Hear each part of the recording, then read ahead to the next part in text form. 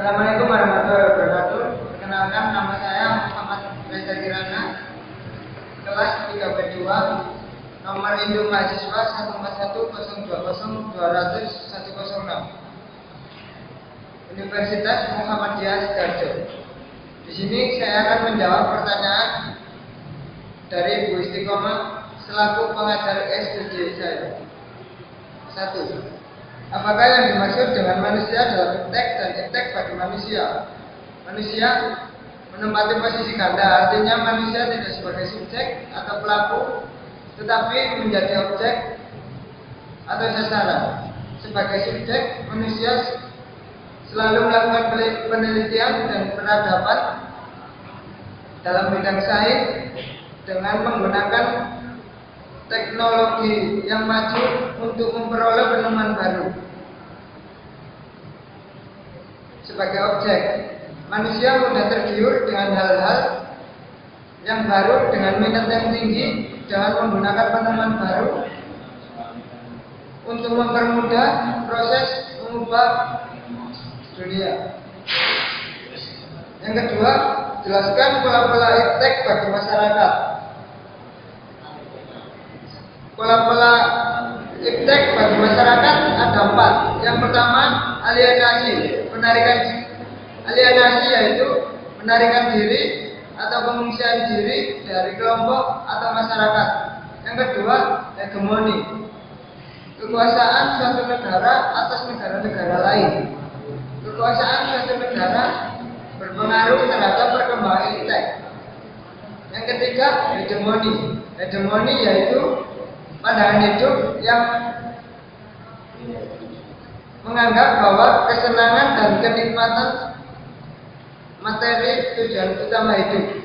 Yang keempat, hegemoni, ketergantungan kepada kuasa orang lain.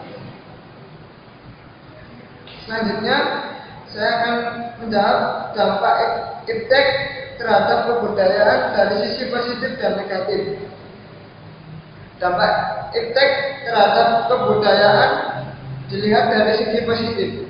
Informasi yang diperoleh dari perkembangan iptek dan menciptakan kondisi kehidupan baru yang sebelumnya tidak diketahui. Yang kedua, mendorong pengembangan kekayaan intelektual dari sumber daya manusia agar dapat berkembang dan tumbuh dengan baik.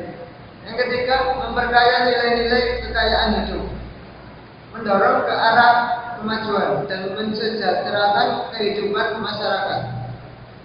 Dilihat dari segi negatif, manusia menjadi resah akibat adanya benturan nilai teknologi modern dan nilai-nilai tradisional.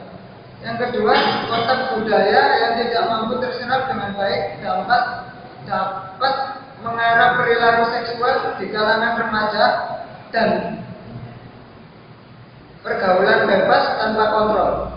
Media elektronik dapat mengubah pola hidup produktif menjadi konsumtif, yang artinya pola hidup hemat menjadi boros. Dan yang keempat, menggoyahkan nilai-nilai hidup yang tertanam. Selanjutnya saya akan menjawab tentang pengaruh iptek bagi manusia. Pengaruh iptek bagi manusia, pengaruh positif. 1. Meningkatkan kesejahteraan hidup manusia secara individu maupun kelompok terhadap perkembangan ekonomi, politik, militer, dan pemikiran-pemikiran dalam bidang sosial budaya. Dan yang kedua, pemanfaatan sains, teknologi, dan seni secara tepat dapat lebih mempermudah proses pemecahan berbagai masalah yang dihadapi oleh manusia. Yang ketiga, sains, teknologi, dan seni dapat memberikan suatu inspirasi tentang perkembangan suatu kebudayaan yang ada di Indonesia. Pengaruh negatif, perubahan peradaban manusia dan budaya, terutama bagi generasi muda. Yang kedua, melunturkan nilai-nilai luhur kepribadian bangsa dan tata krama sosial yang selama ini menjadi ciri khas dan kebanggaan.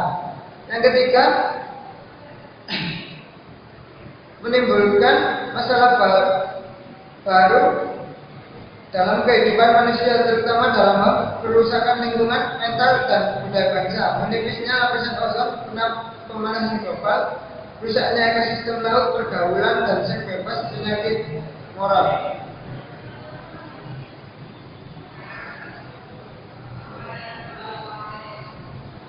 Pengaruh positif: meningkatkan kesejahteraan hidup manusia.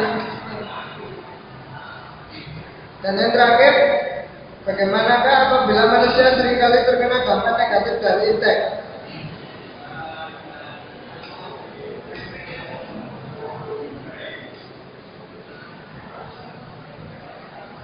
Manusia akan ketinggalan dengan teknologi yang terkini dan budaya yang semakin meluas sekarang ini.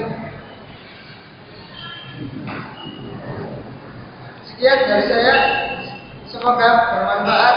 Wassalamualaikum warahmatullahi wabarakatuh.